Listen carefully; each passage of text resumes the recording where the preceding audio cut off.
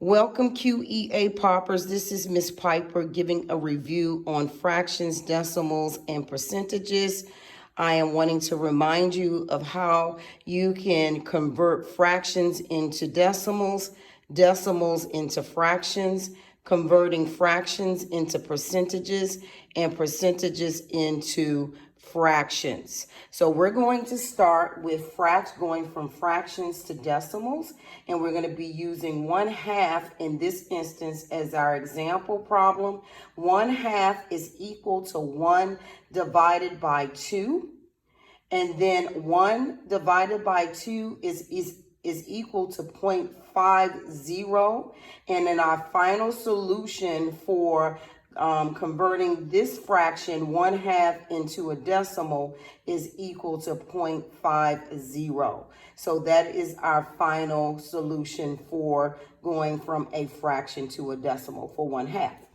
So now going over to next to going from a decimal to a fraction. Our actual decimal is 0.50. And you have to consider how many places are to the right of the decimal before you move forward with converting a decimal to a fraction. And you can see in this problem, we have two numbers that are to the right of the decimal, and the 0 is at the 100th place. And so because of that, the 100 becomes the bottom number in our fraction, and then the 50 becomes the top number. And so 0.50 is equal to 50 over 100. And so then 50 over 100, when it is reduced, because you're looking for the most common, the greatest common denominator, and that greatest common denominator is 50. And so 50 goes into 50 once, and then 50 goes into 100 twice. And so therefore, your conversion from the decimal of 0.50 to a fraction is 1/2. So moving to the concept of going from a fraction to a percentage, or going from fractions to percentages, we're going to again use the fraction of 1/2. And so you need to remember that 1/2 is the same as saying 1 divided by 2. And when 1 is divided by 2, it is equal to 0.50.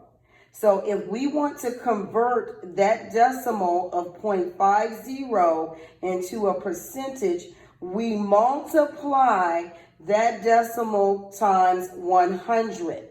And so 0.50 times 100 is equal to 50%. Therefore, our fraction of 1/2 is equal to 50%.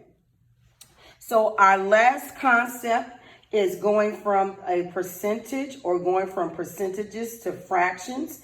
And so we're given the percentage of 50, or we are given 50%. And 50% is the same as saying 50 over 100. It's the same as saying 50 over 100. And so again, you are reducing that number. So you're dividing into both numbers the greatest common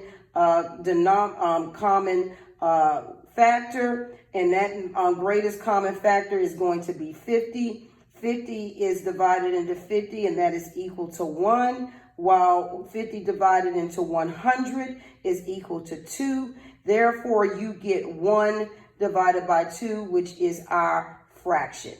This concludes our review lesson on fractions, decimals, and percentages. Thank you.